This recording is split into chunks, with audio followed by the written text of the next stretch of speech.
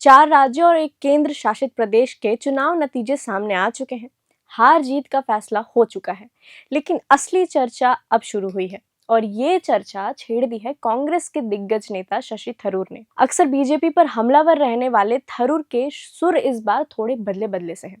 उन्होंने खुलेआम प्रधानमंत्री नरेंद्र मोदी और गृह मंत्री अमित शाह की इलेक्शन मशीनरी की तारीफ की है। उन्होंने साफ कहा कि चाहे बंगाल हो या आसाम, बीजेपी की सफलता के पीछे उनका मजबूत संगठन और प्रोफेशनल इलेक्शन मैनेजमेंट है। थरूर का कहना है कि बीजेपी के पास संसाधनों यानी रिसोर्सेज की तो कोई कमी नहीं होती और वे चुनाव जीतने के लिए अपना पूरा जोर लगा देते हैं। आज हम इसी पर बात करेंगे कि क्या वाकई कांग्रेस और बाकी विपक्षी पार्टियों को बीजेपी के इस प्रोफेशनल अंदाज से सीखने की जरूरत है। थरूर ने सिर्फ तारीफ ही नहीं की बल्कि अपनी पार्टी यानी कांग्रेस को आईना दिखाया। उन्होंने कहा कि अब समय आ गया है कि जब पार्टी को गंभीर आत्ममंथन यानी इंट्रोस्पेक्शन करना चाहिए। उन्होंने सवाल उठाया कि अगर कांग्रेस केरल में चीजें बेहतर कर सकती है तो बाकी राज्यों में क्यों नहीं। सुनिए उन्होंने क्या कहा। Look, I think they have done a good job of Bengal and Assam, and that's partially because they are very, very good at conducting elections. They are professionally organized. They have strong organizational strength. They put a lot of resources, including financial resources, into their campaign. And there are things that all of us can learn from that. उनका इशारा साफ था, गलतियों को सुधारना होगा वरना वक्त हाथ से निकल जाएगा। थरूर ने ये भी उम्मीद जताई है कि बीजेपी अपनी जीत का इस्तेमाल देश को जोड़ने के लिए करेगी, ना कि बांटने के लिए।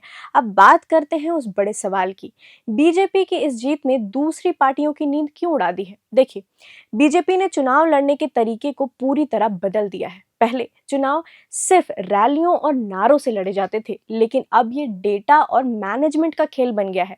बाकी पार्टियों पर इसका क्या असर पड़ा है? संगठन की कमजोरी।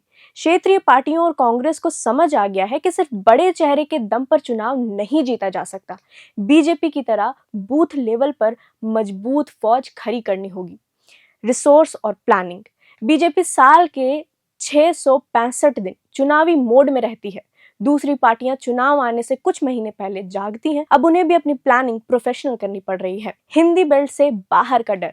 बंगाल और असम जैसे राज्यों में बीजेपी की पकड़ ने यह साबित कर दिया है कि वो अब सिर्फ हिंदी भाषी राज्यों की पार्टी नहीं रही।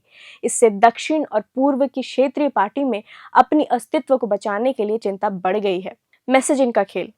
बीजेपी अपनी बात जनता तक पहुंचाने के लिए सोशल मीडिया और डिजिटल टूल्स का जो इस्तेमाल करती है, अब विपक्ष को भी उसी भाषा में जवाब देने के लिए मजबूर होना पड़ रहा है। तो कुल मिलाकर बात यह है कि शशि थरूर ने एक ऐसी नस छेड़ दी है जिसे अक्सर कांग्रेस के अंदर दबाने की कोशिश की जाती है। हार के बाद बहाने बनाना आसान है, लेकिन प्रतिद्वंदी की ताकत को पहचानना और अपनी कमी को स्वीकार करना असली लीडरशिप है। अब देखना ये होगा कि क्या कांग्रेस वाकई इस आत्ममंथन को गंभीरता से लेती है या फिर ये सिर्फ बयान बनकर रह जाएगा। आपकी इस पर क्या राय है? आपको क्या लगता है कि विपक्ष को बीजेपी के मैनेजमेंट से सीखने की जरूरत है या नहीं? कमेंट में हमें जरूर बताएं। प्रभातखबर.com, विश्वास वही, रफ्तार नहीं।